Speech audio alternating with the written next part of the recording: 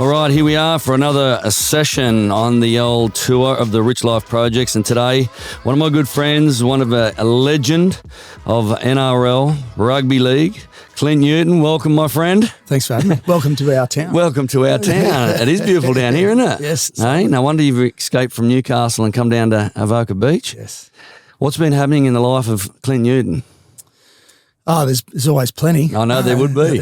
How long we got? Oh, probably about 50 an hour. So yeah, no, it's been a pretty big whirlwind over the last 3 years, particularly since I came into the RLPA CEO role. Obviously, there's been lots of different moving parts over after these 3 years with COVID and whatnot. But yeah, I mean that's just work related. There's plenty of things that I'm passionate about outside of work, and so you find your days can get consumed pretty quickly. 100%. So the kids and my wife. Still something I'm trying to work through is about, making sure I dedicate enough time to them. But there's plenty going on. Yeah, definitely. It's been, it has been from obviously football starting back up now. Everything amps up again. So as you said, the 3 years, and I could see it in your eyes just going, fuck, what's going on here? When's this roller coaster going to stop? Well, I think roller coasters, I've always enjoyed them more than merry-go-rounds. I should have even said merry-go-rounds.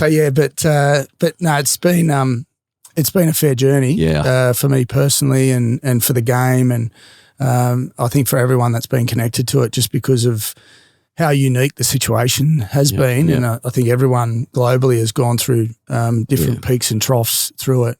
But, we've come out the other side of it. The game's in a really healthy place.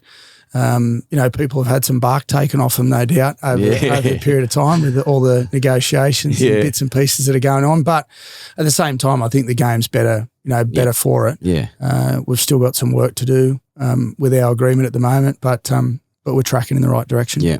And again, from outside looking in, from what I read and hear, you're doing an amazing job at the forefront of all of it, because nothing's ever easy when you're negotiating with money, rights, all the rest of it. So hats off to you, my friend.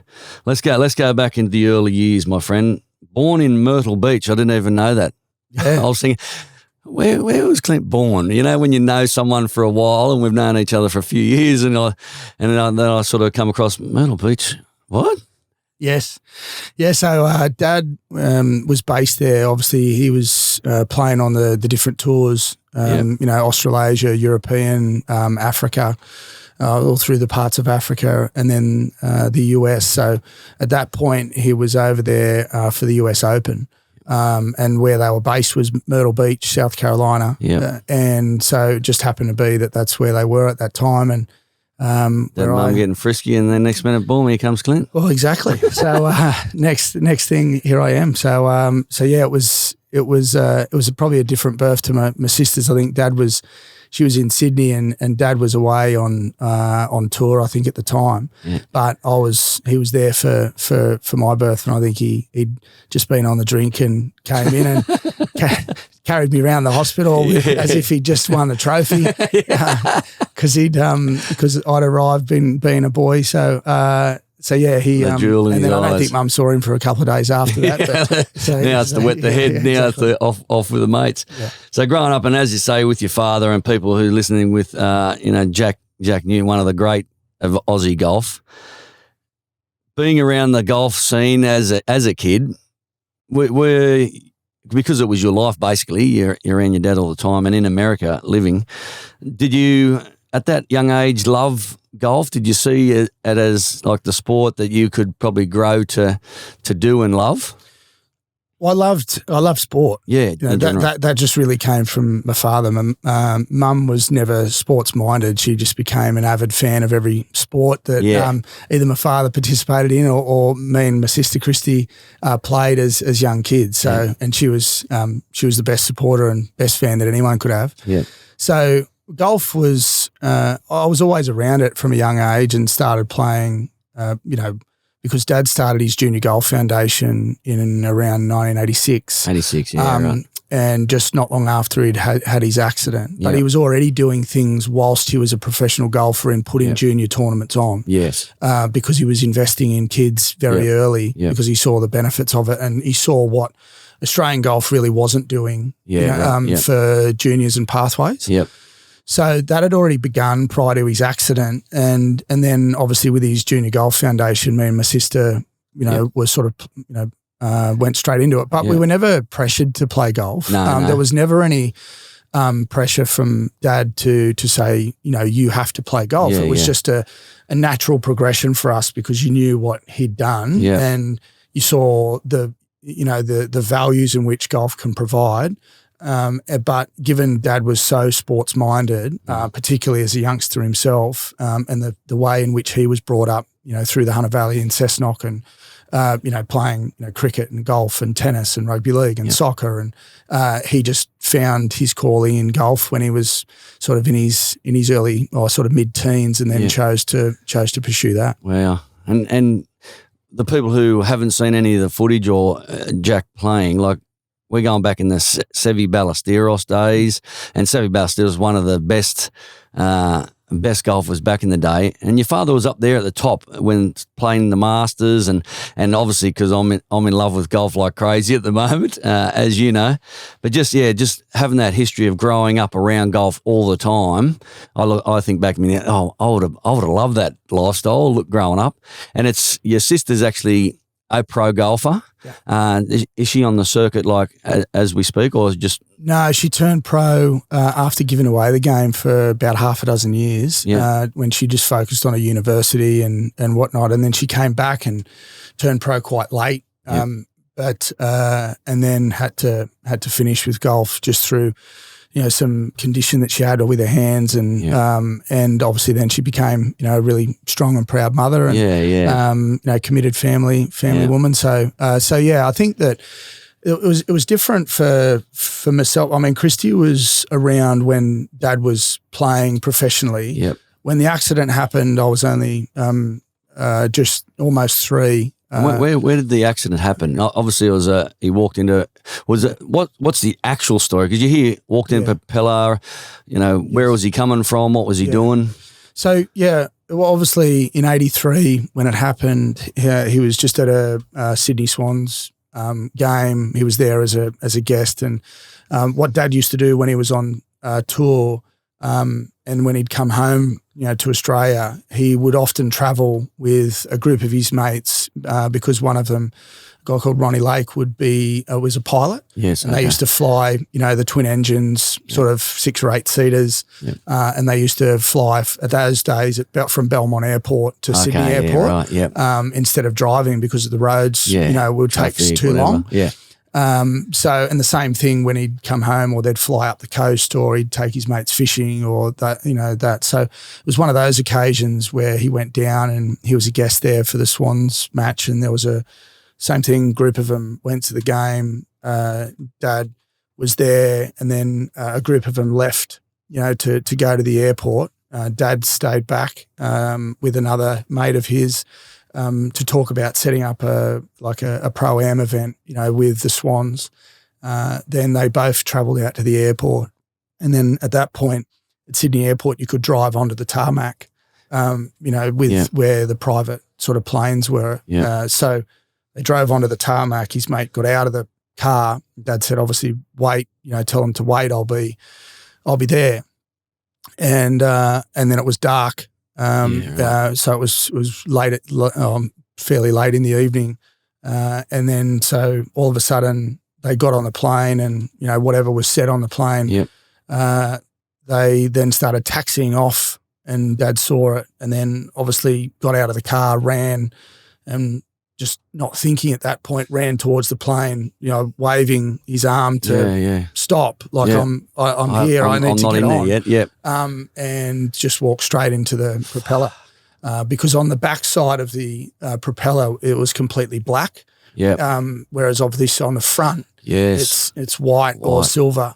So you just couldn't see anything, and he just wasn't thinking, and obviously ran straight into the propeller, cutting through his skull and his face, missed his brain by about 2 mil, wow. and then cutting all through obviously his stomach and chest, and losing his arm, losing his eye. And then fortunately enough, the guys on the plane, they got off, and there was a guy that was a senior lifeguard, and he managed to, just take off all clothes and package that, and it was effectively hugging him on the tarmac to keep the blood in. And to stop him from, because he tried to get up, like when it first happened, and then passed out.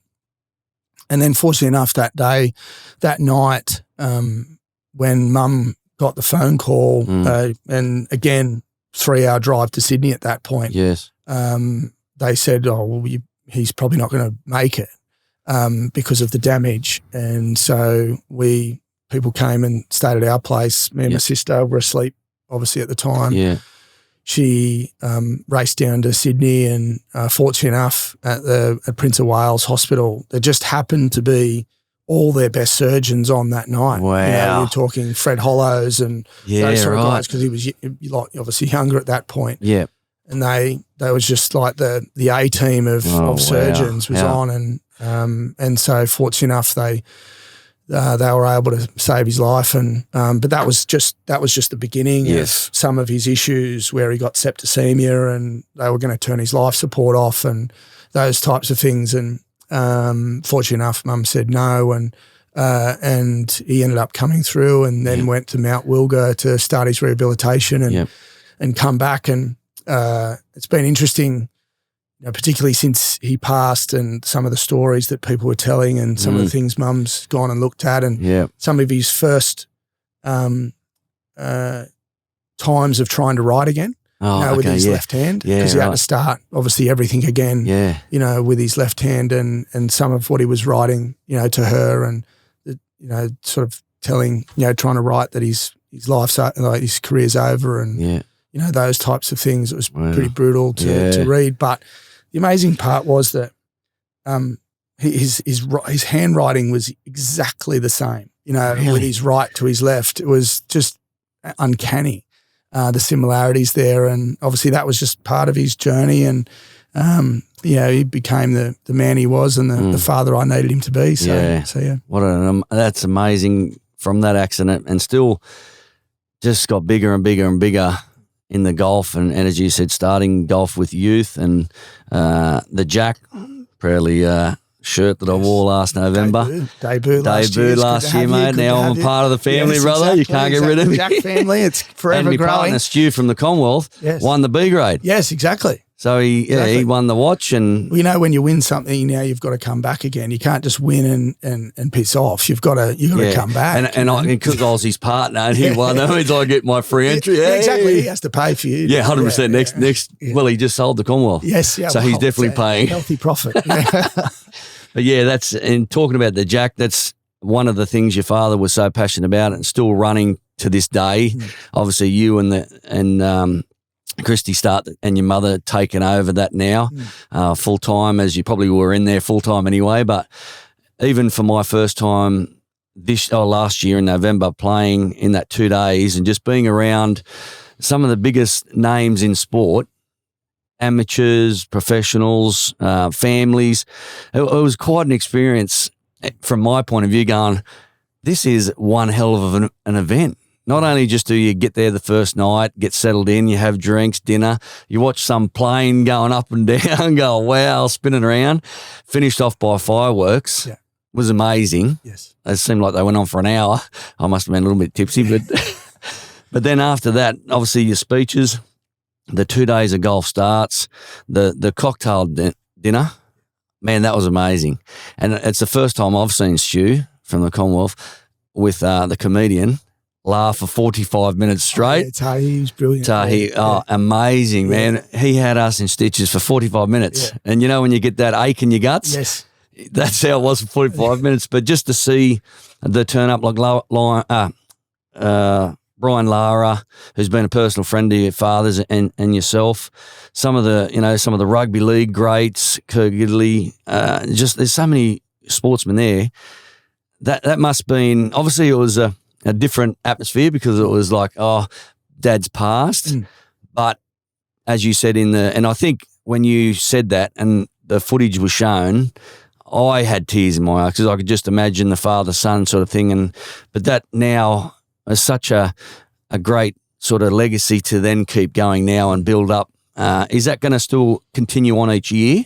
And the proceeds and all that, that's still going to funnel into the youth golf and everything else? Yeah. I mean, as you said, Dad was one of the best players during the period of time. He was a professional golfer and went head-to-head with, arguably the best of all time, or certainly a big cluster of them in your Nicholas and Seve and Tom Watson and amazing era. Palmer and Gary Player and all of them really. Just to have your name up there in amongst those is just fucking crazy. So I think that that made it much easier for Dad to do what he's done because and he got on very well with all of them. I mean, that was the biggest thing that I probably saw in Dad was his network and his circle has been always so diverse, often too diverse. It's probably similar to myself.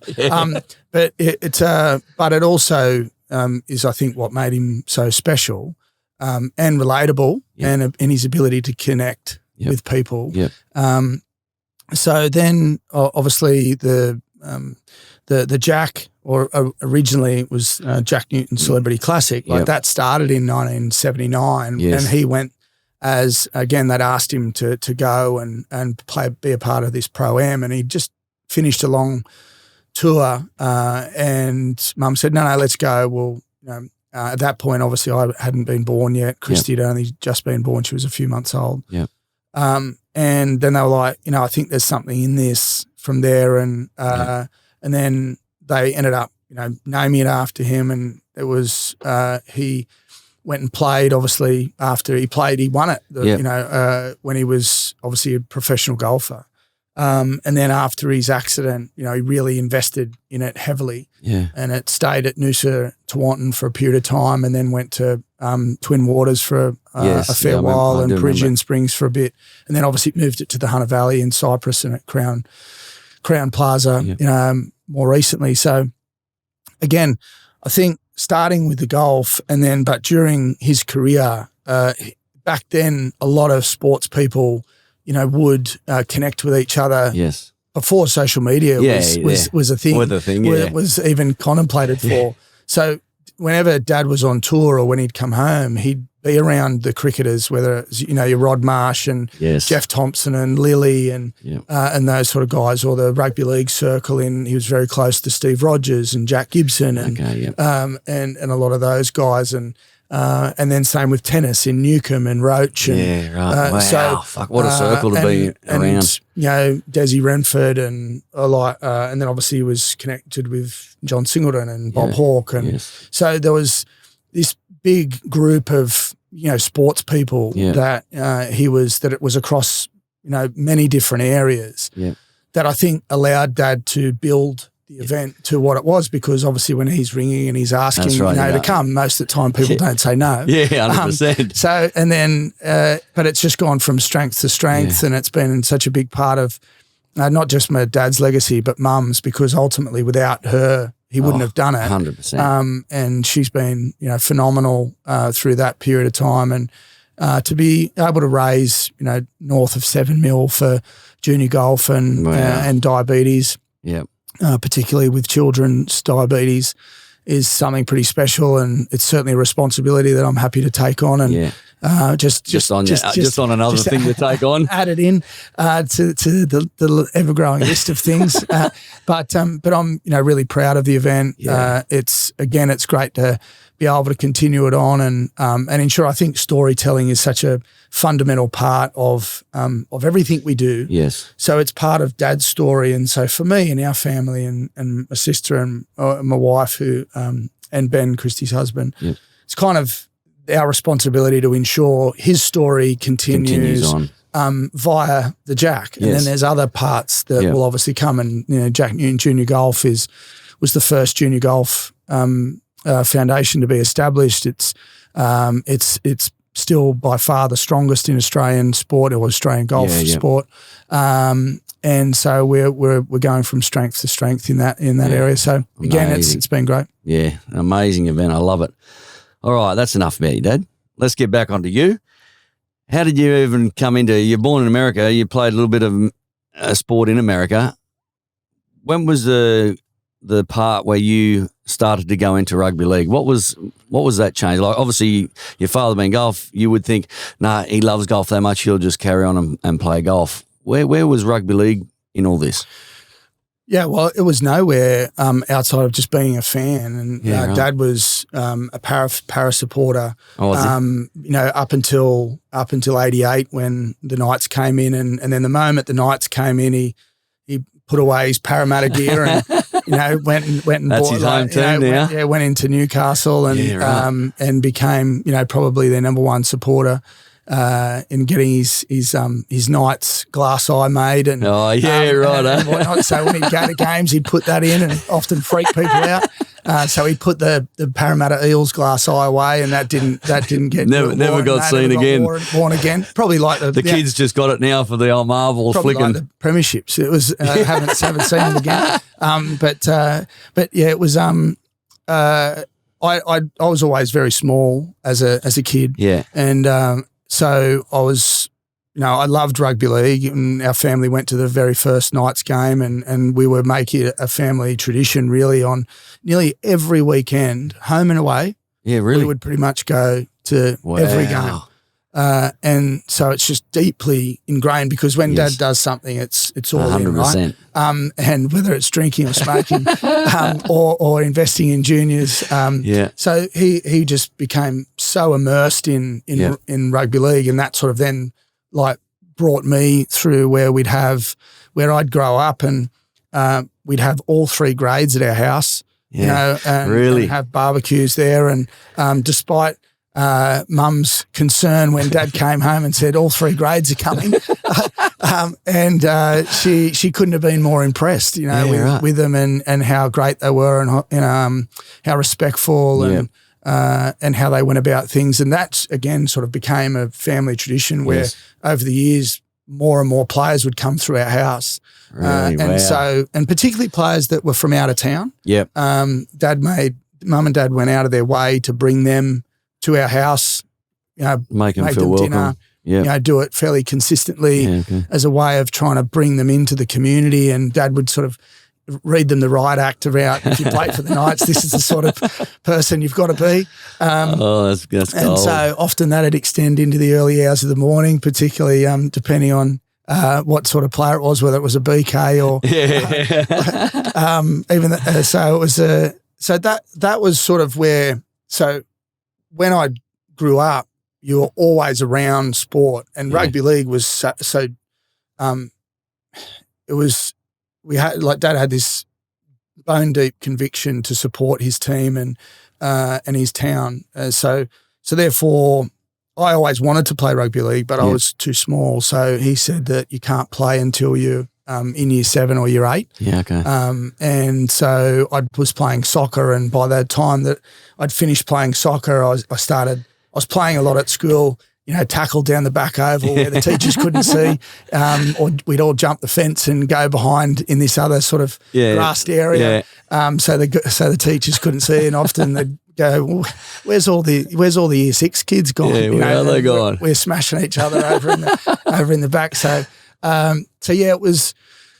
So by the end of soccer, I was sort of starting to sort of fly in and shoulder charge people off the ball, and that was like too many yellow cards were sort of coming. Yeah, so right. It was like, right, it's time to go over. But at that point, I was so small. I was on the wing, and I played 3rd division at Valentine, and that really came about through my school friends at the time.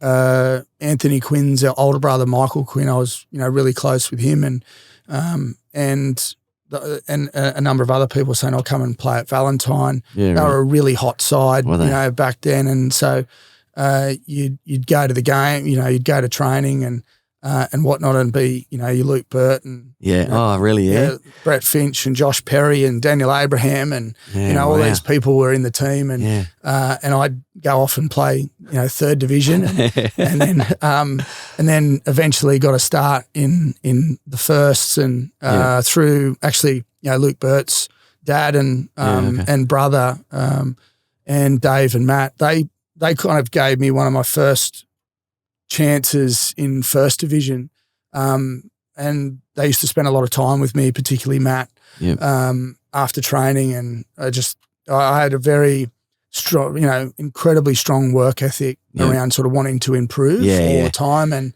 I'd make him stay back and or give me different training drills and whatnot, and so that was because of that investment, because it wasn't easy, because I wasn't a great player, and because Dad was who he was.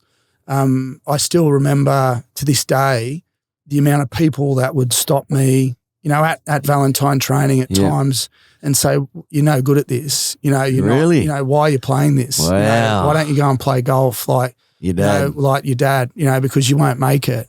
And that's hard to hear at 12 and 13, and people projecting what maybe they could never do onto you and their mindset.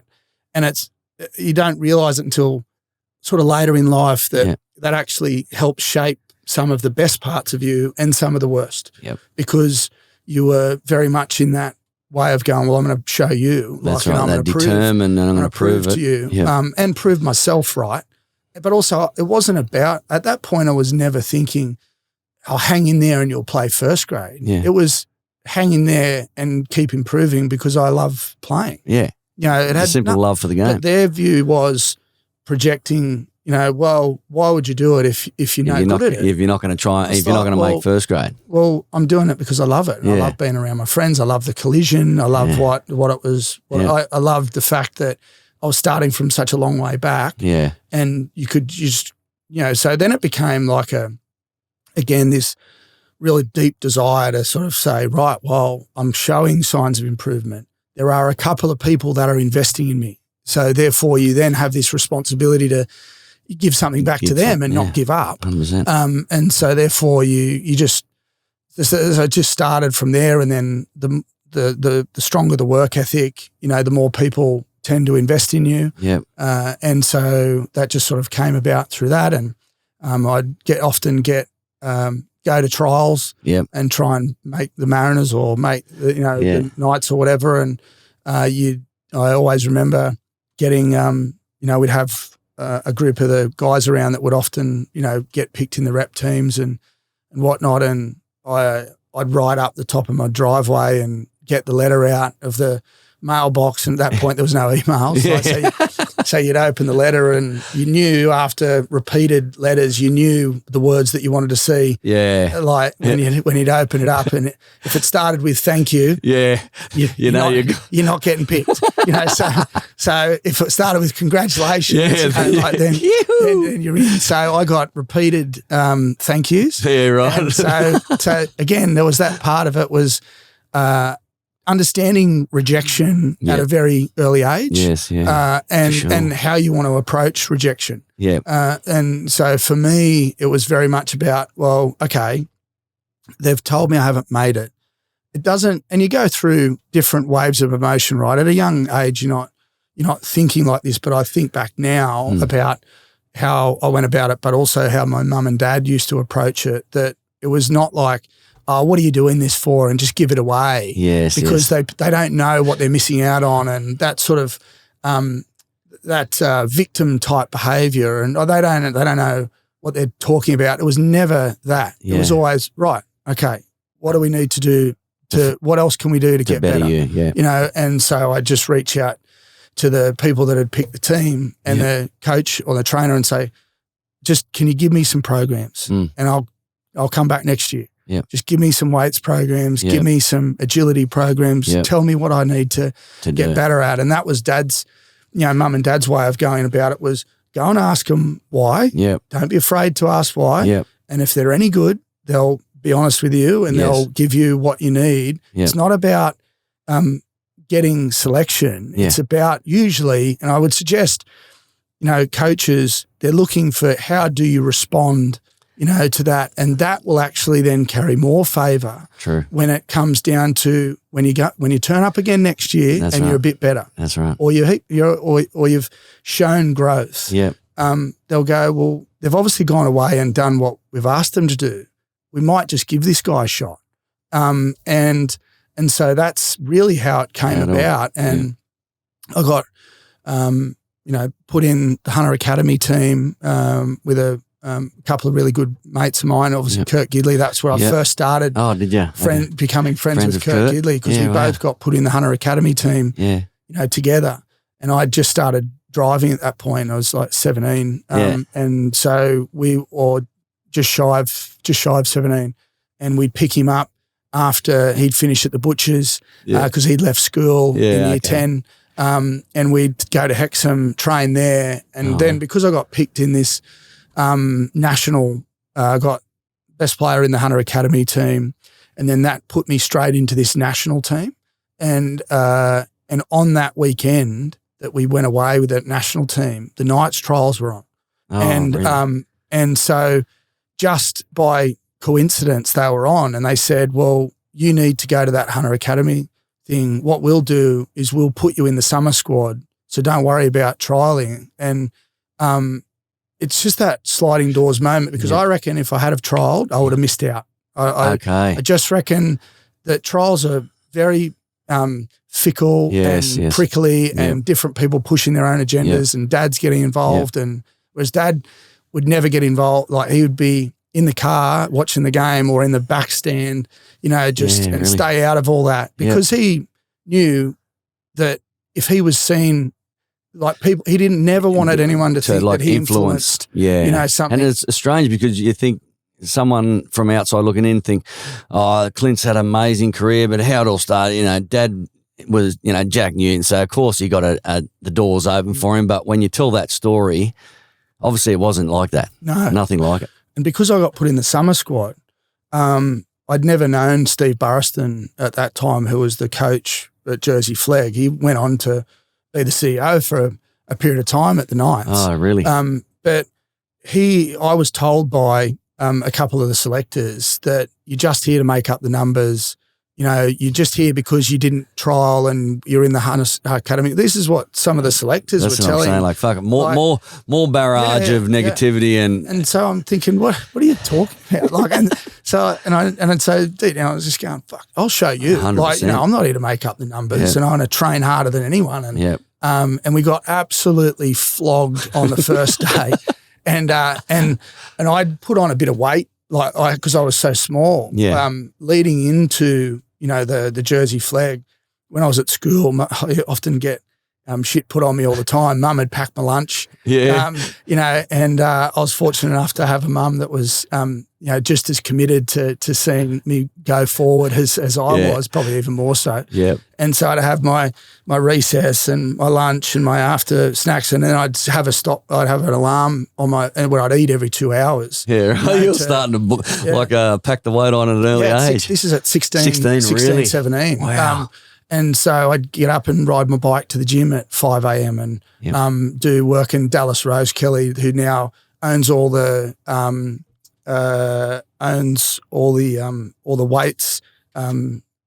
weight centers from Newcastle and the Central Coast. I've had a mind blank. The gym just near the stadium. Oh yeah, Planet Fitness. Yeah. Okay. So Dallas was he invested in me and all that sort of stuff, where he would see me working out, and he'd give me a free membership and all those types of things, because I was only young. But seeing you so motivated and driven. So again, that because of that, I'd put on a lot of weight, and I'd put on about 8 kilo. True. And so, because they said you're too small, too light, blah, blah, blah, to play in the second row. Yeah. And the first session we did, Sean Martin was the trainer, and we had to do 22-minute run-throughs in the pissing down rain at the Oval at Bar Beach. Yeah.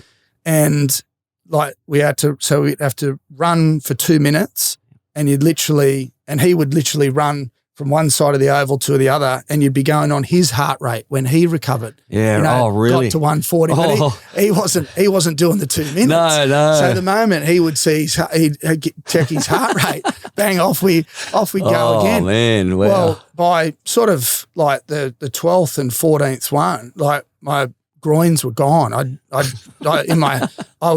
swore I could feel something had ripped. There. Wow. But and a couple of people, because at that point there was about 40 in the squad. Yeah. And people were dropping out, and you saw them just get their stuff and go, just leave training, and so then I thought, I'm not fit, I'm not pulling out of this. I can rip my legs off. I'm going to still run somehow. And Steve Burriston was standing there in the rain, like watching us, and I'm just going, in the back of my mind, I'm thinking, don't you dare, those people that told you to make up the numbers, I'm finishing this. So we finished, got through 20. I couldn't walk for I'd torn both groins and couldn't walk for a few days. Determination, and I remember I had to go to something at the stadium a couple of days later. I couldn't walk up. I had to basically go sideways up the stairs because I couldn't walk forwards. I'll be coach looking at that. Yeah. You going, that's dedicated boy. So then I was terrified about telling anyone that I'd done it because I thought they would think it as an excuse. That he just doesn't want to train. But we turned it up for training on the Monday, and literally of the 40, about 6 never turned up. Yep. So I thought, right, my numbers are getting better here. Yeah. I've lost 6. I've lost a few of them. So I tried to train. How many I can lose today? Struggled to get through it. And then they ended up pulling me up and saying, no, mate, you got to go, and got the scans. And so I was out for a period of time. Yeah. And then trained all pre-season, and then in the first trial we played Parramatta at Cabramatta. Yeah. And I was playing okay, and I playing pretty well, and then I busted my ribs, and I thought I've done something bad here. But again, I'm going, don't you dare quit. Get off the field, don't put your hand up. And you can't because your ribs busted. Yeah. So put your finger up. I ended up playing. This was in the first quarter of that trial. Ended up playing sort of the rest of the day, and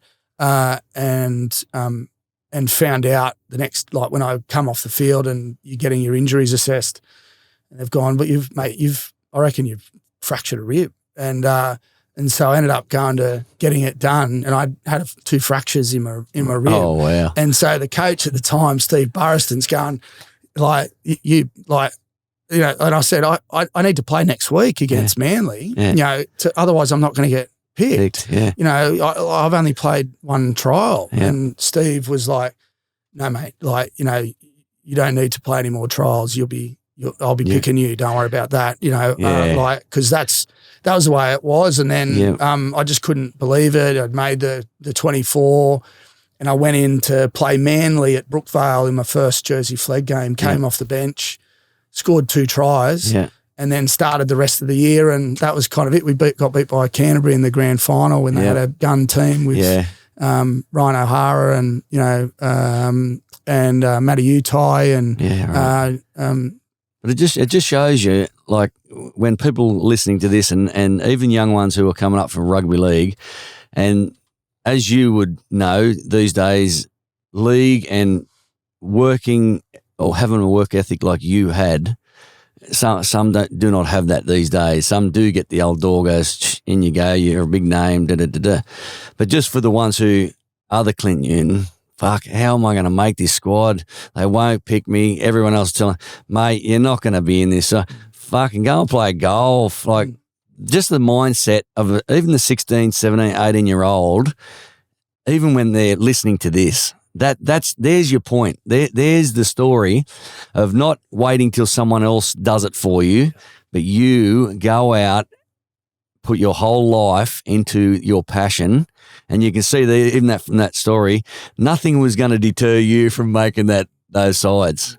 And from Jersey Flegg, then it comes into the Newcastle Knights. So you're in 2001, making the debut. What's that moment like? Obviously, your old man's the greatest Newcastle supporter. and then you make your debut. Fuck, that must have been just like a pinching self moment.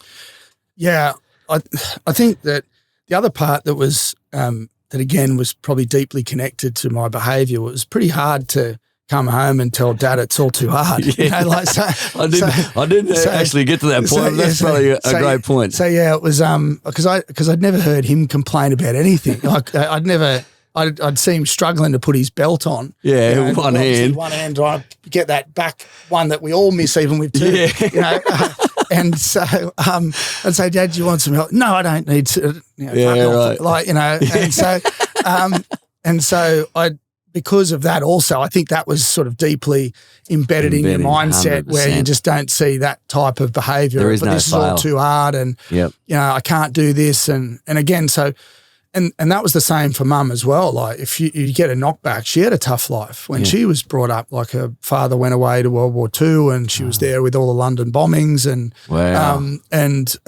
lost her mum early and had to bring up, you know, both her brothers and she's got, you know, a phenomenal story in herself. So our family was very, very much like everything happens for a reason. Yeah.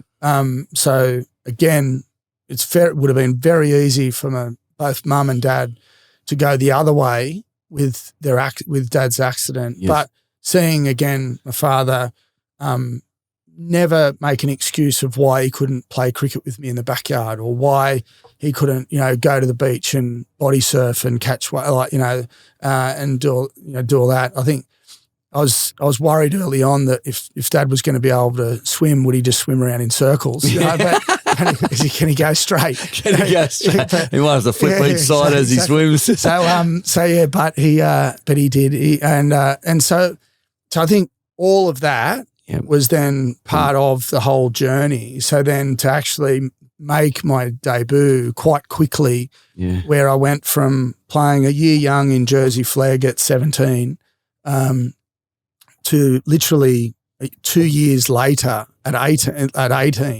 to debuting at 19. Like just happens like that. And that's how quick your life can change. You know, now 2 years might seem like a long time, but it's not. It's not, no. When you're in it and you go, if someone had said at 12 or 13 that I was going to play in the NRL in probably the most brutal and hardest, you know, team sport in the world, I would have been 1,000,000 to 1 and blowing. Yeah, you know? 100%. But in my mind, that was not where I wasn't. But also growing up, Dad was very much into psychology and all that sort of stuff. So I'd end up having this book at sort of 15 and 16, and I'd start, like, as corny as this sounds, I'd start writing, and I've still got it. Start writing like headlines. You know, Newton makes it, and really, you know, sort of local kid, you know, hits it, and and I was very big on mindset and you know, reading about, you know, Vince Lombardi and Muhammad Ali and sort of all those, you know. Did you ever get to stage, even when I was fighting, for some reason, why I had that mindset where I would go through that, like the whole, okay, I'm going to win this fight. What am I going to say on the microphone after the fight when I win?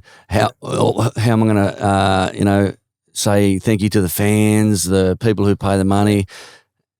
Like that was like, did you rehearse sometimes words that I think that was my rehearsing was the writing down. You know, like I was very visual, you know, as a youngster. So I'd have these headlines up in my room and, you know, that like whatever. That you wrote? This is again at 14, 15, 16, you know, that sort of thing. And as like crazy, and my mates had come around and I'd take them all down. I could put them in the drawer in case they came in. What are you doing? Like, you know, exactly. You write these? Yeah. So again, that's all part of the journey. The journey where you're seeing it all the time and, you know, having that belief in to write it down and sort of that, there is that level of commitment that you put it down and therefore, like, you know, you should do it. Yeah.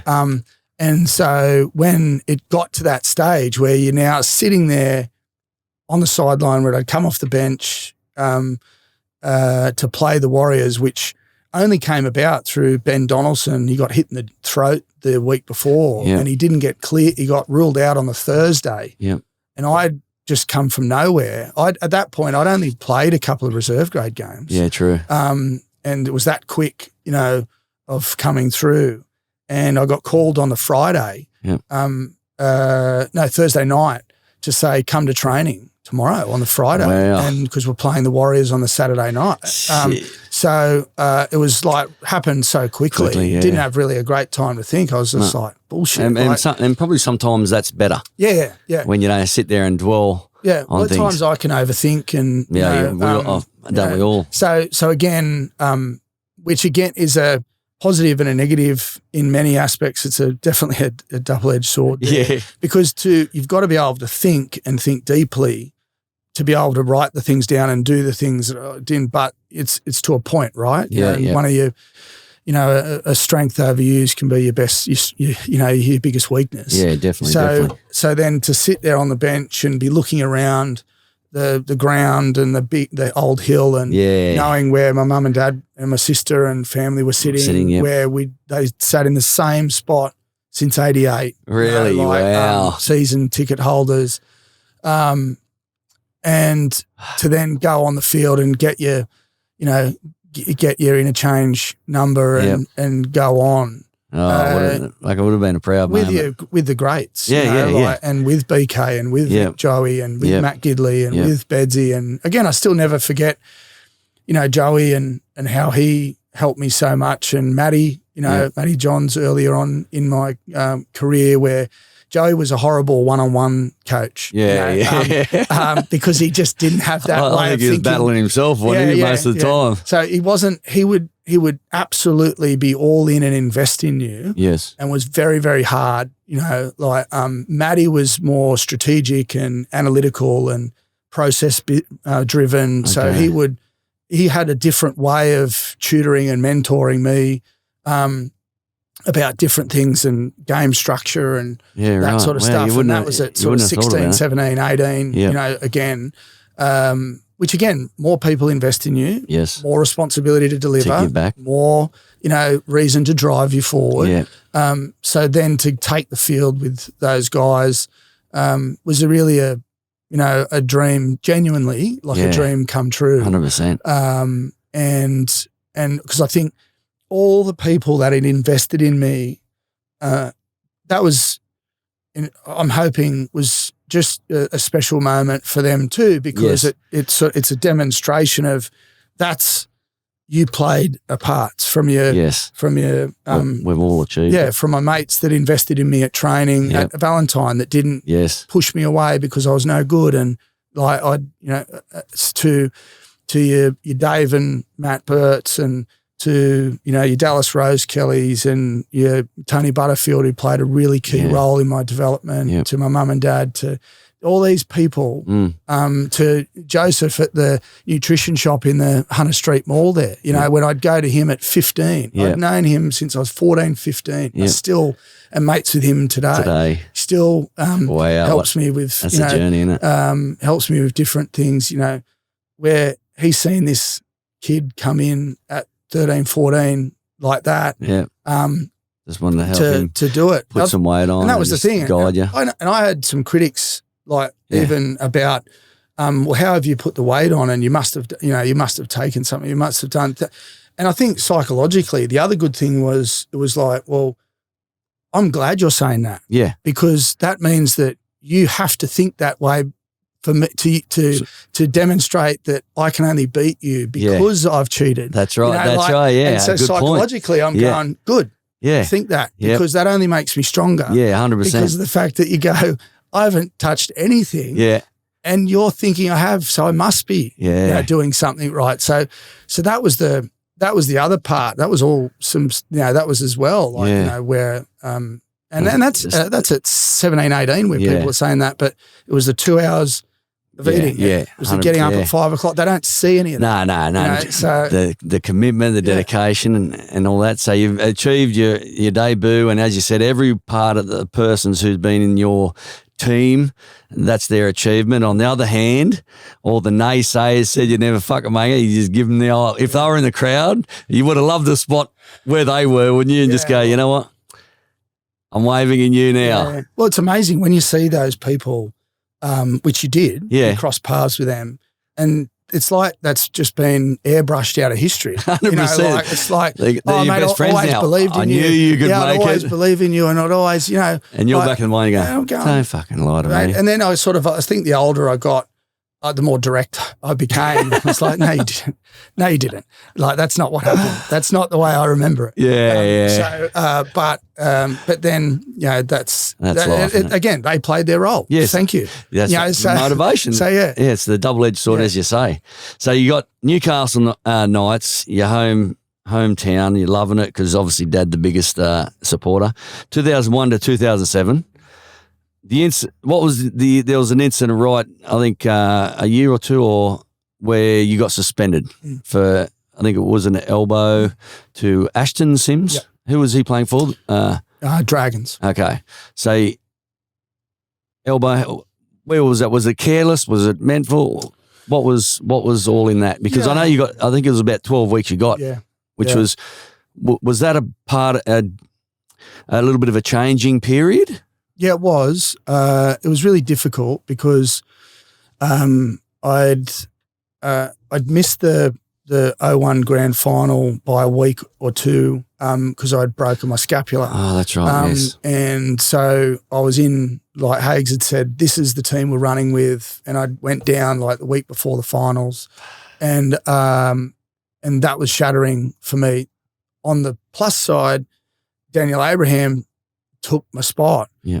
And I started back with him at 13. Oh, Valentine. Oh, right. You know, so it was like this great moment. Yeah. Again, it was like this the sliding doors of that, and it was just meant to be. Yeah. And again, you were devastated, but I was so, stoked for him. As well. Yeah. That what better person to come in and replace you than the guy that was sort of there, at the beginning as well. So. And then I'd played a couple of seasons, never missed a game after that. And then I'd dislocated. I had an ankle reconstruction on my left ankle, came back from that, then broke and dislocated my right ankle and leg, and like literally 6 or 7 weeks after coming back from the Rico, it was really bad. Break and dislocation, where your foot's at right angles. Oh, geez, I can't watch that. And it was, that was really hard. 100%. Because you fight so hard to get back. I was very, very strict with my rehab. Yeah. I don't think I ever would have played as many games as I did if I hadn't have been so ruthless about my rehab and my body and, preparation. If I was fine, no problem. I'd go and rip into the piss. That's right. But I was very protective of that. Yeah. Because at the same time, in my mind was this could be over like that for you. And so you have to try and get as many games as you can. That's right. So play with injury, play through pain, recover, rehab. And so to do that, I was out for 9 months, with that ankle, and had to learn how to walk again and then run again. And they said, no, you finished, your career's probably over at that point. Because and I'd had some problems with my shoulders, and doctors were saying your career, is probably over because you keep subluxing your shoulders, because I had hypermobile joints. Yeah, right. But I just worked harder and harder on my sort of shoulder stability. And then so they said the same thing about my ankle. It's, you've probably ripped way too much cartilage off to be able to come back. It'll just end up bone on bone and, crazy that sort of stuff. And again, that's in 2004, I think, around 2003, 2004. So that's at 22, 23. And so you just go, no, like I'm coming back from this, came back. And then that was in 2005 when I got suspended. And it came about just because we'd had a number of injuries in our middle, and Matt Parsons, I think, was unavailable, and maybe Simo and someone else. Yeah. And I'd gone from, second row to then starting in the front row. Wow. Against the Dragons. Here's a little guy that couldn't even put weight on when he was 16, 17, so stepping up to the front row. So I'm starting in the front row against the Dragons, and they had, your Riles and, and a good pack in Riddell and I think Thompson was still playing for them at that point, and Gaznia and Matt Cooper and Trent Barrett, and they had a really good Luke Bailey. Yeah. So we're all playing. So we, before the game, Chief and Butts grabbed me and took me aside and said, if you're starting in the front row, there's a code, that you've got to live by here, and you've got to, they've told me to do certain things, and you've got to lead this team, and there's a bloke on the other side that's this young up and coming front row, which is Aston Sims, and Riles is playing, and you need to shorten them up, and that sort of stuff, and so early on, I think I gave away a penalty for hitting maybe Jason high, or or doing something else, and then off the line dropout, Joey said, "I'm kicking to Ashton. You sort him out." You remember what Chief and Butts said, and and BK was next to me on my left side, and they said, "You get get him." And so I was like, right, okay. He's mine. So I obviously took off with all intents and purposes to hit him with my shoulder. Yeah. And we and I wanted to take him out. There's not like that. Yeah. I wanted to hurt him, and that was the way it was because I'm young, he's young. Yeah. I've got something to prove here. Yeah. And just it happened so fast that that at the last minute, and you don't realise it until you watch the frame. Yeah. But he sort of moved away from me, and I just didn't move my feet. And I thought, well, I'm going to get you, but I didn't think it would be. I thought it would be my shoulder. And then my elbow came up, and but at that point, when he hit the deck, I thought BK had hit him. Okay. And because it was so flush. Yeah. Like that, I didn't even feel it. Yeah, right. And so I said to BK, "Good shot." And so he goes, "I didn't touch him." And I didn't and it wasn't me. And I was so, and then I remember they all went up, and it was a Friday night game. Yeah. At Marathon, sold out. Back in those days, it was standing room only. Dragons v Knights, that type. It was a big game. Yeah. So it was, and then Tim Mander was the ref, and he came over, and said, "I just come over here, to me." Yeah. And I was like, "What for?" And so then. There you had they would have been looking at you going, "What do you mean, what for, mate? You just killed us, and then you had the big screen there at the ground. Yeah. And so, I'm looking at the big screen and they're replaying it. Yeah. And as you see us coming together, you can see him move, and I could see my elbow coming up, and I was like, oh, no. So. Then the reality of it. And then it hits him and I think he's, did some damage to his teeth and his jaw, and obviously he had long hair at that, so everything was accentuated. Yeah, but it was not. It didn't look good, obviously. No. And the whole 24,000 just went, oh no, shit. And I just looked at the ref. I said, surely that was an accident. And he went, it doesn't matter. You've made contact with his head. And at that point, as the footage is being shown, I think Bedsy was standing there as captain at the time or something. He moonwalked away from the conversation and just went, I don't want to be part of that. And so Bedsy the moonwalker. And it just went, you're gone. And I just went, what? Obviously the footage is like, what do you mean you went what? Like you've just hit the bloke in the head with your elbow. Yeah. And so I just, I was shattered at that point. 100%. And that was literally 2 weeks after Danny Williams had kinged Mark O'Neill. Oh, yes, I do remember that. And actually. So I was straight away thinking, well, I'm in some trouble here. Yeah. But I thought that my defence, obviously there was intent, absolutely, but it was the intent shoulder, was from a shoulder, and where it landed, it was, and obviously now the way the game is with shoulder charges, that is a byproduct of that, like, because if you don't shoulder charge, I'm not in that position in the first place. That's right. So that's fair enough. Yeah.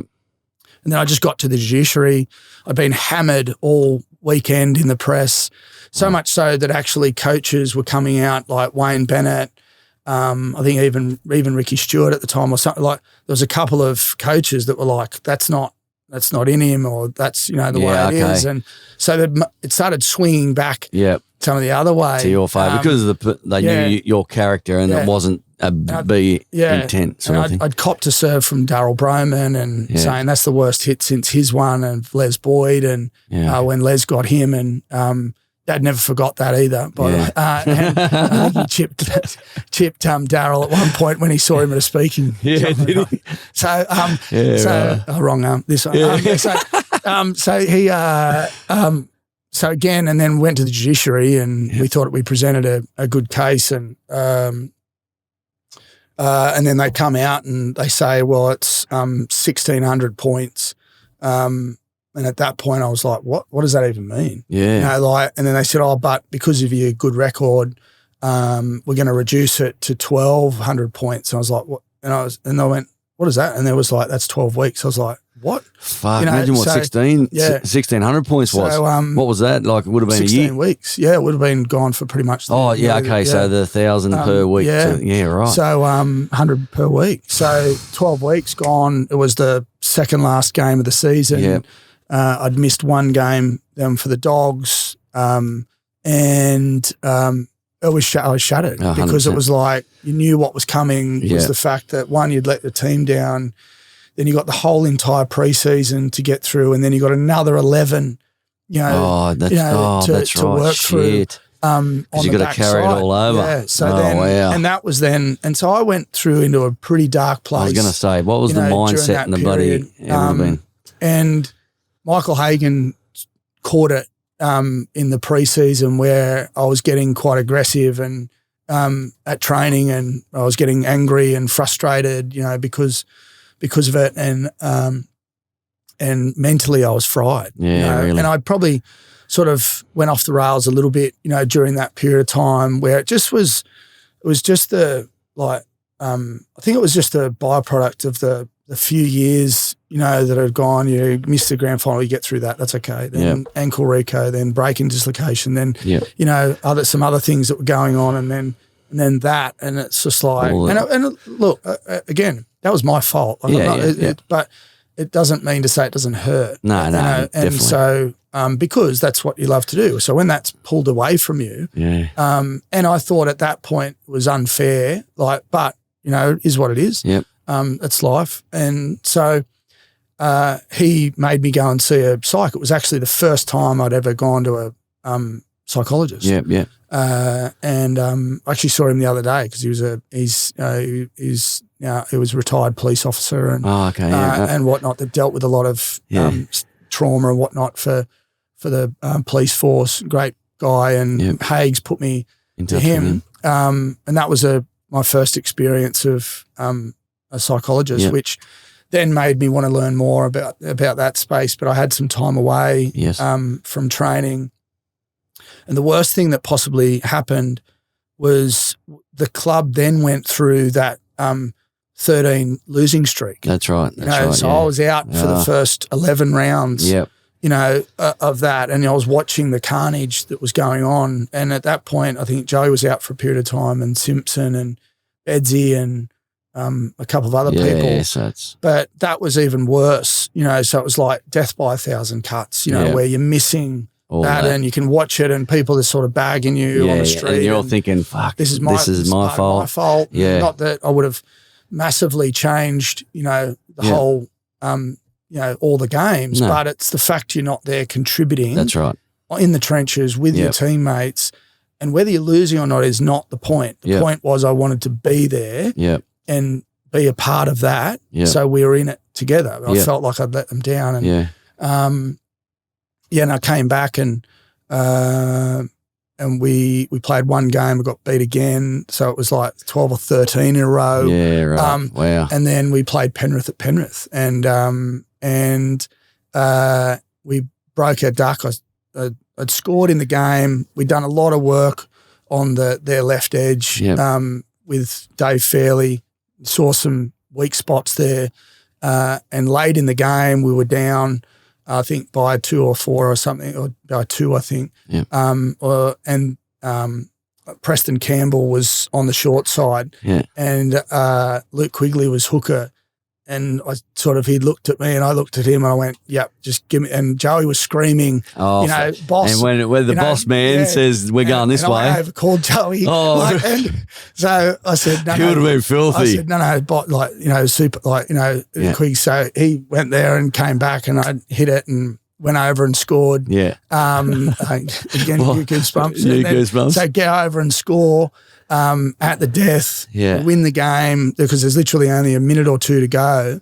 And it was just this massive relief and sort of that feeling of vindication, I suppose, that was like, I'm glad we won. Yeah. And I hope this is a way of some sort of forgiveness, payback, to do that. Yeah. And we were really struggling as a team there, but our team never gave up. We ended up winning, I think, 8 of our last 11, and missed.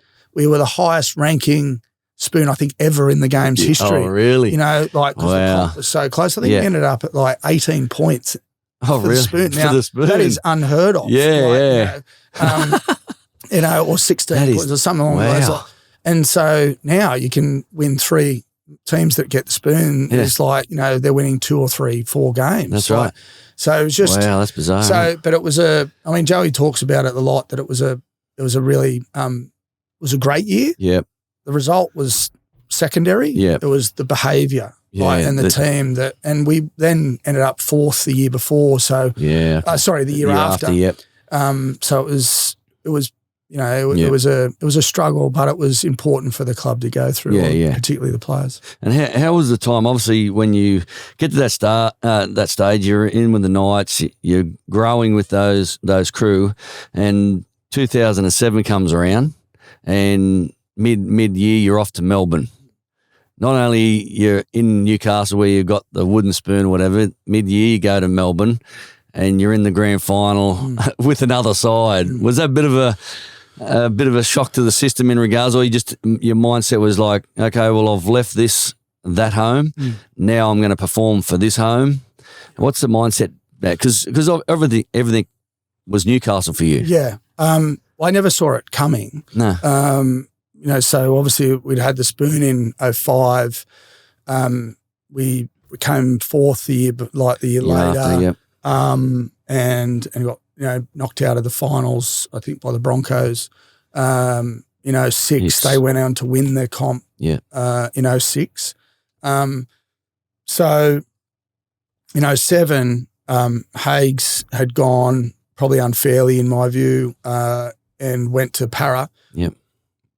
Brian Smith came in, and I had concerns about that right from the start, just because of what I'd seen at Para and the big turnover of rosters over the last sort of few years. And I think that we were very different to Sydney, because if you remove someone from Newcastle, particularly if they're homegrown, it's not just the player, it's roots and all. Everything goes with it. And there's some trauma there. There's some pain from the family, from your friends in the community, to, your teammates. We were very different in Sydney. It's not, you don't just move from Para and go to the Dragons or go to Manly or go to like a family atmosphere, isn't it? And go. When you leave, you're leaving Newcastle. So it's very different. And so anyway, I've spoken before, which I won't go into detail about my relationship with Brian, but it was it was pretty bad. With regards to what was going on, during that period, and the constant sort of not knowing of whether I was going to start or play or whatever. So I played every game that year. I think I left in about round 8, round 9.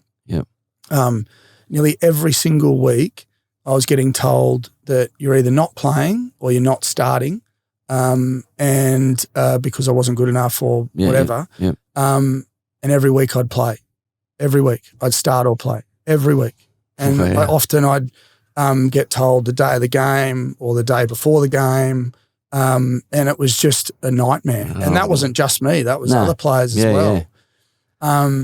And it was just completely destroying inside the culture where you would, and every time you were getting told that you're now playing, you knew that there was another person that was now being told you're not playing. Yeah, right. At the last minute. Yeah, right. So then that can create that tension between the team and the players, and it was so unnecessary. Now, did some things need to change culturally, and did we need, some refining and better development with some other areas? Yeah, sure. And Brian was very good at that side of things, but we'd lost Joey. He retired a couple of weeks earlier, after his neck.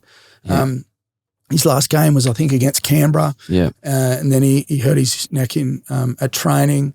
So there was a bit of that going on. There was some conversations that Brian had with me about that I found out that he was trying to, push me to England, talking to English clubs because I had a British passport. Yeah. Those clubs were telling me I played for country, that year when it was a genuine origin trial. Yeah. Craig Bellamy was the coach.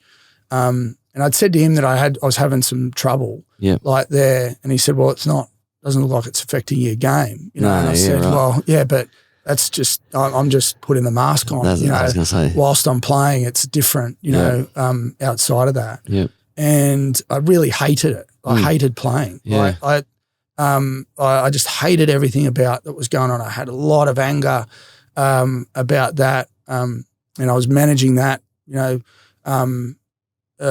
off to the side as well. Yeah. And so then I play country.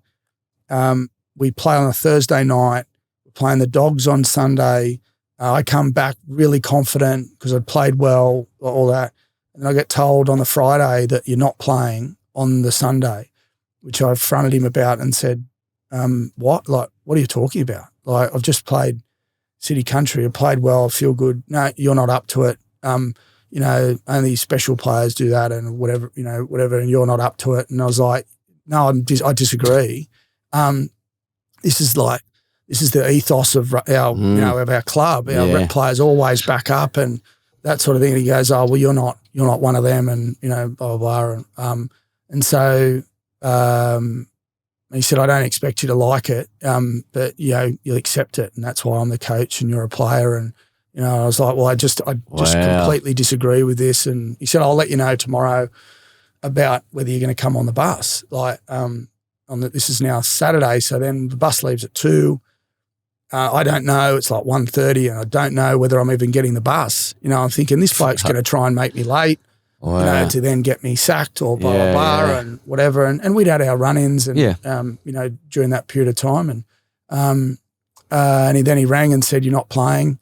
I'm not picking you. It's my job to have the best squad and you're not in it, which I had something to say about on the phone. And so that was kind of, they got, I think 40-0 they got beat against the Dogs on the Sunday. And so, or something like that. It was, 40 to something. And so that was a real issue for me. And so then we played the next week against, I think, the Warriors, and I played in the front row there. And every week he'd say, you're not playing, you can't play 80 minutes. You're not good enough to play 80 minutes. You're a 50, 55-minute player. And maybe, I don't understand the psychological, like the behavior and what he was doing. It was not working, for me or many of the other, players. So, so we played the Warriors. I'd fronted him again about, I'd heard more and more stuff. We then, I said, what do you do? Like, what are you doing? And he said, well, you're not looking at the big picture, and it's my job to have the best squad and all that sort of stuff. And I said, well, what are you saying? And he said, well, I think you should be going to England and I think you should go over there because you'd be much better over there and all that. And I said, but I'm here. I'm under contract here. I want to stay at the Knights. And this is if you don't want me at the end of the year, that's okay. Yeah. But I'm not leaving. Yeah. You know, like you're not going to make, you know, and then he kept saying, you're not looking at the big picture. And then he said, look, you know, you're not in my top squad. I went, right, thank you. That's what I need. That's all. Now that you've said it, you've said that. Yep. Now I'll, you know, because I'm not playing for somebody that doesn't want me. Yeah. Doesn't want me here. And I went and told the senior players. Yep. I went and told, you know, my mate, like, you know, Kurt Gidley, Danny Badiris. I spoke to Joey, Steve Simpson, Adam McDougall, you know, all of those guys and said that this is what's going on. This is what's been said. I've got my 100th game next week against the Broncos. I'm going to play that and I'm gone. I don't know where I'm going. Yeah, right. You know, I have no idea at the moment, at that time. And boys were like, you know, I can't believe this and why didn't you tell us? And, you know, and so, and then we have the press conference that week going to the Broncos game and I'm sitting there next to Brian and, you know, because it's my 100th game and he's, you know, they're asking about, you know, what, you know, a local kid and he's played 100 and he's saying these things that, you know, about how, you know, my importance of the club or, you know, whatever the team. And I was like, you just literally said the other day all these things. So I was sitting there steaming, you know, 100%. like about that. So, and then we play the Broncos in Brisbane. Yep. And he rests Badiris, Simpson, Gidley, I think Perry or Woolno, one of them, like just all these players. George Carmont doesn't pick him, flies Cooper Ravuna in from New Zealand, never met him before, ever. Oh, wow. Flies him in on the Saturday, I think, in Brisbane and plays him. Mullo's like 19. He puts him as captain. And so we played a red-hot Brisbane team, you know, that had all your Lockyers and your Carmichael Hunts and your Parker and blah, blah, blah, like all that. And we got beat 71-6. And you have a guess how many minutes I played? Fuck, probably 55 minutes. 80. 80 minutes, really? First game that I'd played 80 and I was left out there for 80. 80 minutes. So that I told Chief at the airport. I said, I'm out. And I said, I'm finished. Yep. He was shattered. And he said, where are you going? I said, I don't know. Yeah. Like, I don't know. Yeah. Like, we announced it the next day. The Brian had said, which was coming via Chief and Crowe, that I cannot go to another NRL club. They're not going to release me unless I go to an NRL club. Yeah. I said, absolutely no way are you going to restrict me from going anywhere I want. Not after what you've done. Yeah, 100%. You know, and not after, you know, I thought, you know, that's not fair. Yeah. And I said to Chief and Crowe that, and Dad was in there because he was my manager at that time. All I had to pay him was a packet of Benson Edges and a bottle of rum. Then the manager's your one, brother. So that's your 7%. So again, he was blowing up in the meeting, and they ended up like we had to, you know, we threatened them about obviously the fact that I'll tell my story, you know, and if you don't let me out, but if you go, I will shut my mouth and I will not tell the public what has gone on here and what it is. Now, looking back, I probably shouldn't have made that commitment because I got absolutely hammered in the local press and seen as somebody that was jumping off a sinking ship. We were running 4th or 5th at that time. So it was no sinking ship at that point. It was certainly in the top 6. Yeah.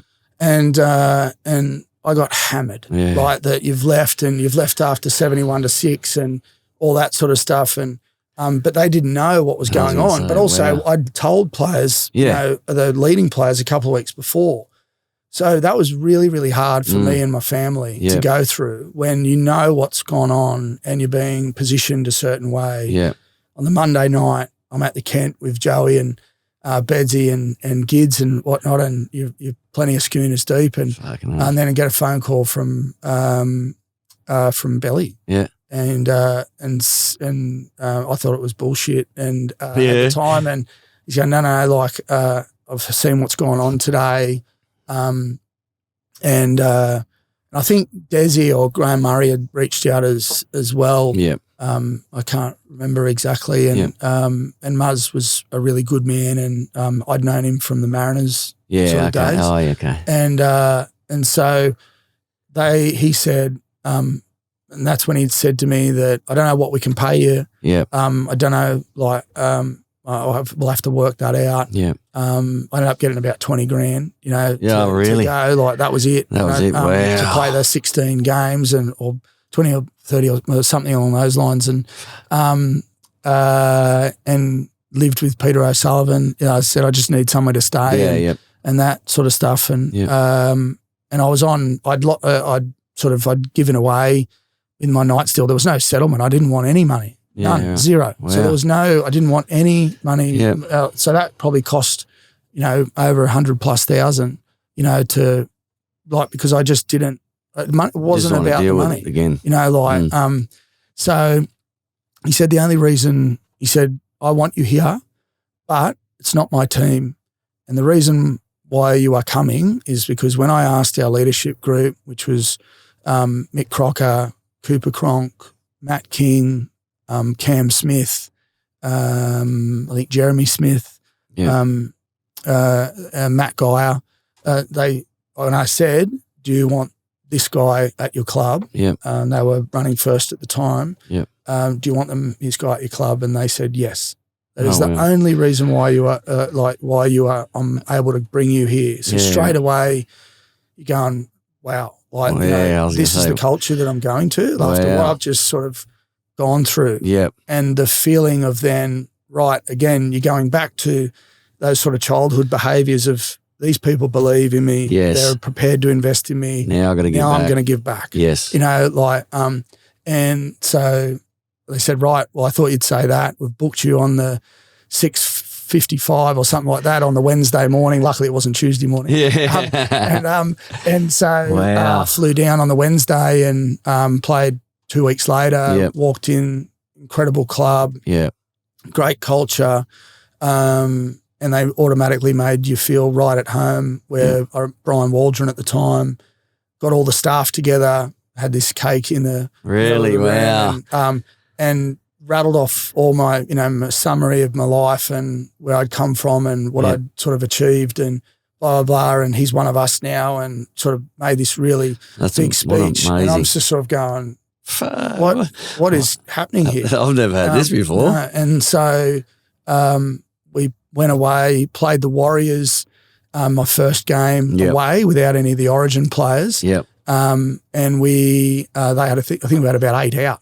Yeah, true. So no Dallas Johnson, no Crocker was injured, Kafusi, all those guys were out. And we went to New Zealand, beat them 4-2. Yeah, wow. I gave the penalty away, so I was terrified. Late in the game. Next minute there, I'm going to get flicked after this go. Late in the game, Jeremy Smith dived over from dummy half to win 4-2. Wow. He was always a hog, Jez, but particularly close to the line. So 4-2, and then we went to Townsville, beat the Cowboys by 50. Yeah, right. Graham Murray was, when I'd agreed to terms with Melbourne, he rang and said, I want to give you a 3-year deal on good money, blah, blah, blah. And I said, no, I've said to Belly that I'm going. And he said, but it's a 6-month contract. I'm giving you 3 years and it's this money. And I said, but I've said on my word, I've said that I'm going. So I can't.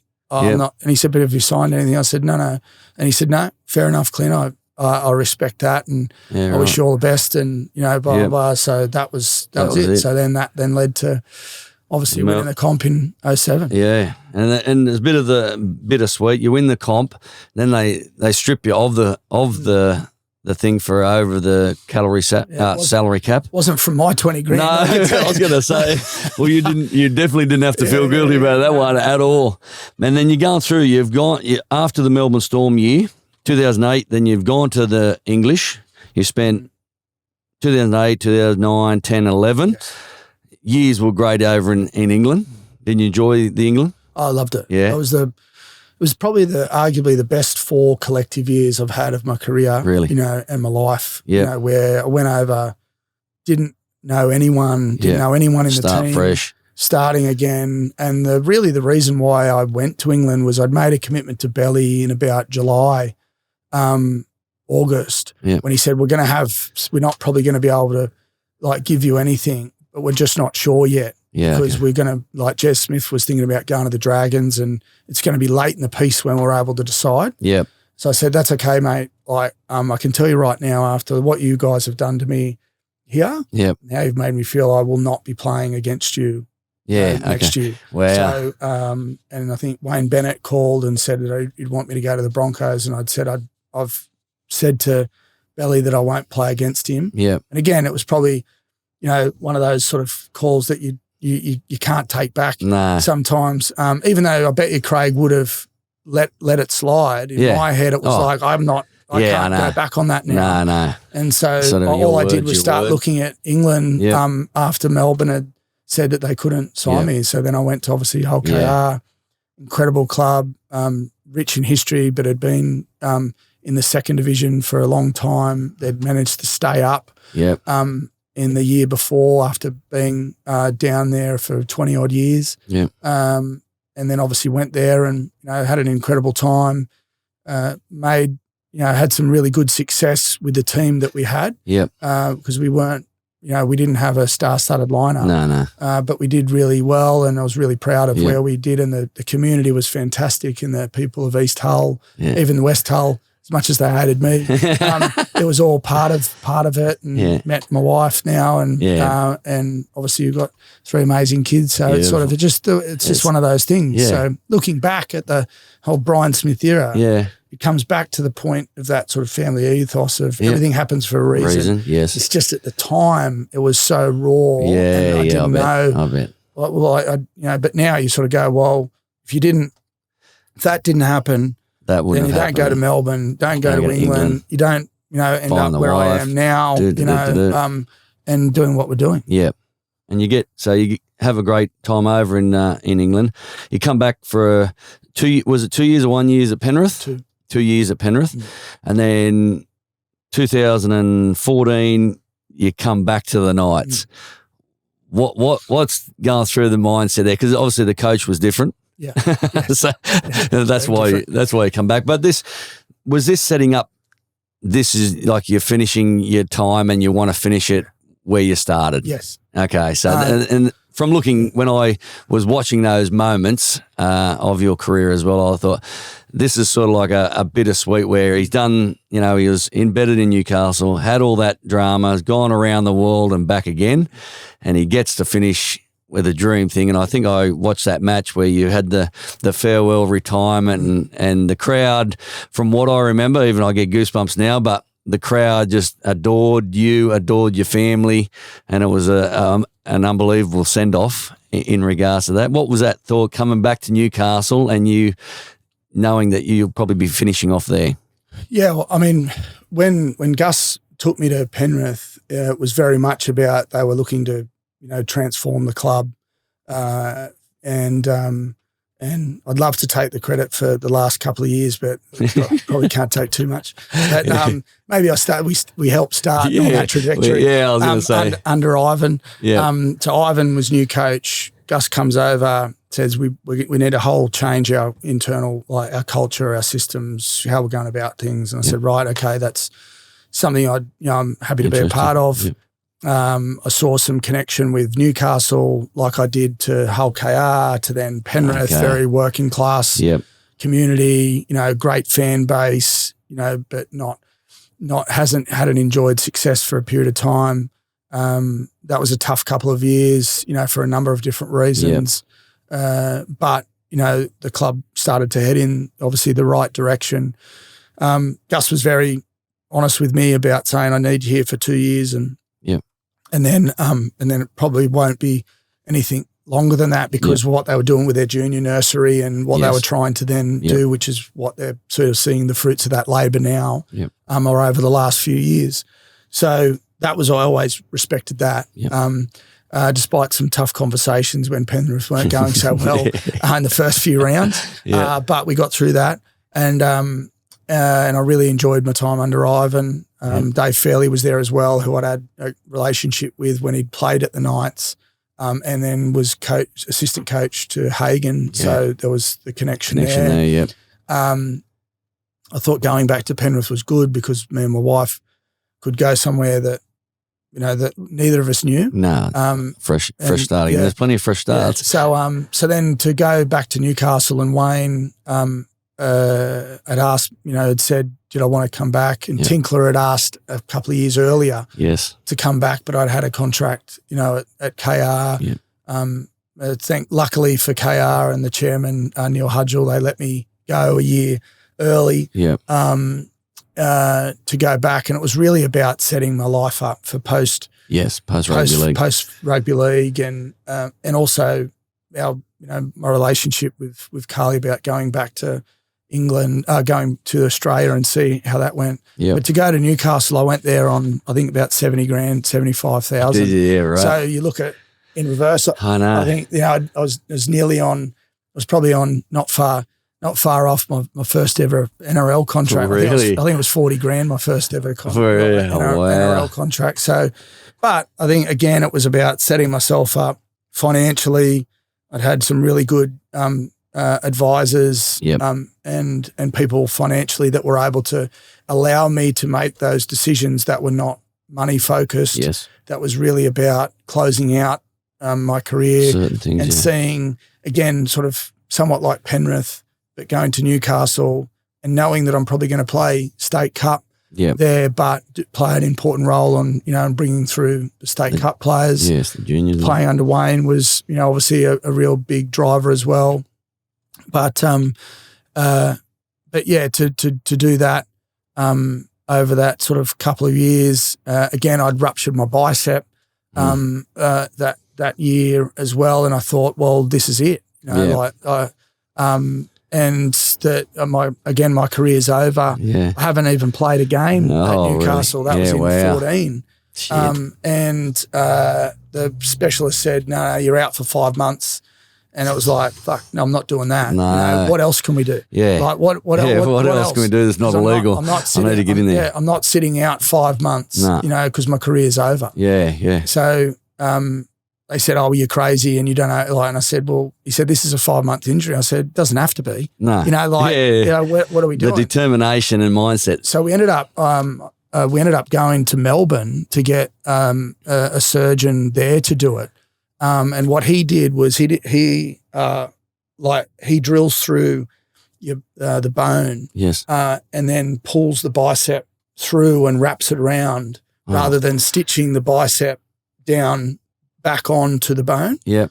So your bicep is still shorter. Yeah. Fucking wow. But not like a ruptured bicep. Yes, yes. And so I said, what's the time frame on that? And he said, maybe 12, 14 weeks. I said, done. Well, that's what we're doing. Yeah. I was in the trial. I said, but I'll get back earlier than that. How determined you were. So I think I played in 10 weeks or 11 weeks. Yeah, really. From a ruptured bicep, had the surgery, came back. Supposed to be 5 months. Yeah, played that year. 10 weeks. And got another contract because I was on a 1-year deal because I thought I'd just go there for 1 year. Yeah. Got another deal. It's pretty not very hard sell for Newcastle given I wanted just about the same money as I was on the year before. That's right, yeah. Sure. 100%. This one's an easy one. So, then to finish there, captain the State Cup team to the Premiership with our average age, I think was about 20, 21. Yes, I was 32, 34 around that time. So, again, you're going, it's 34. Yeah. So you can understand how young that team was. Yeah, if definitely. The average age is 21 and I'm 34, and I think George Nadira was about the same age. Oh, wow. So it was pretty awesome. Yeah. to do that and close that chapter. That chapter.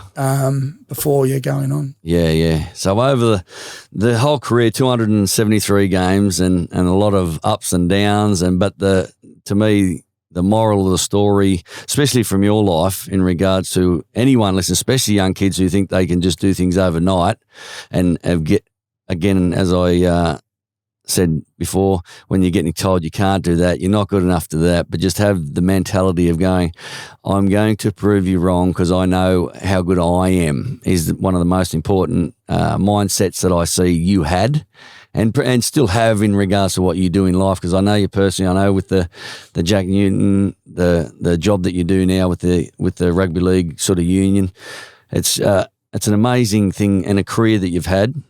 If I was to say, Clint Newton, at the moment, what do you class as your rich life?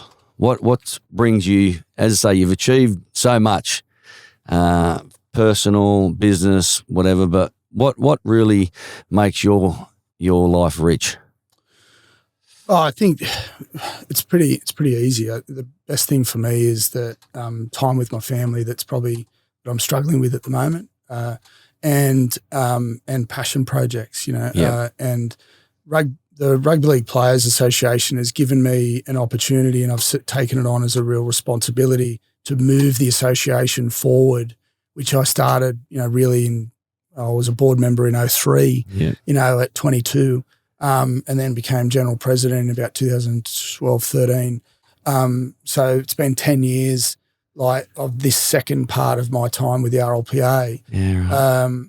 And I see it as a great responsibility to drive the players forward, which ultimately then pushes the industry forward as well, because the better terms and conditions and the better rights, better protections, better support that you can provide your players, the game absolutely, unmistakably goes forward. Yep. It's proven globally Yes. and consistently right that is what actually allows the game to continue to prosper, Evolve, yes. and be successful. So I think that, again, it's never, there's no perfect playbook. No. The conditions are never going to be perfect for when you take your step forward. There's always some level of leap of faith that you've got to take. And I think the biggest thing you could say to people is that there are going to be plenty of times in your life when there's it's an unchosen pain or trauma or an unchosen incident that you didn't prepare for, you didn't plan, you didn't want to happen. Yeah. The only way that you can get through those things is to deliberately put yourself in uncomfortable positions. Yep. And whether that's, again, how you training hard, psychologically, sometimes it's literally just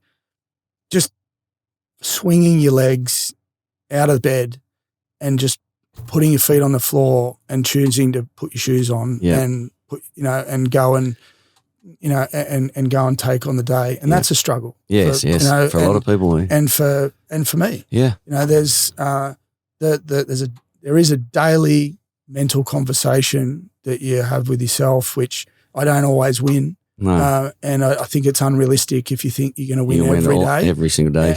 But or winning by, as in putting your best in. But the winning part is just choosing to go forward. Or sometimes stay still is better than going backwards. That's right. Yeah, 100%. So I think for me, it's time with the family. It's investing in people. Yeah. I get so much passion, get so much pleasure out of in seeing people move forward and live a life that you want everyone to live. I think the other part is that, having dealt with various amounts of pain and trauma and whatnot, there's a connection there about not wanting to see other people have to go through that. Yep. So if you can invest in someone and share something with them to maybe reduce the chances of it happening to them, or maybe reduce some of the struggle that they will go through, that's a good thing. Yeah. And I think that the biggest thing is for me is I just want to leave leave anything that I'm a part of better than when I found it. And that's it for me. So the journey continues. 100%. And I think it will end where, where you, or what you're doing and what you're still to do, you've already left a mark, but when you finish up, the mark will be a fairly big mark that you leave. And mate, again, as a close friend, I regard you as, and coming on the Rich Life projects to give the insight of not just your career but your father's, and memory of your father today. That's what this sort of podcast is going to be dedicated to. So I just want to thank you for your time, mate. I know you're a busy man, and just to put some time away for me, I just appreciate you. Thank you, my friend. No, thank you, mate. And don't underestimate the people that I've spoken to, that I spoke about on this show. I didn't mention you, but you're right there, with it, because if you remember the time, when we met in Newcastle, and the different bits of, different struggles that you go through, and looking for, something else to keep your mind fresh and sharp, and being around, like-minded people that you can learn from. And you have been one of those people as well that's invested in me and made my life richer. For which I'm really grateful for. And end on the goosebumps. Yeah, that's a good one there. Thank you, brother.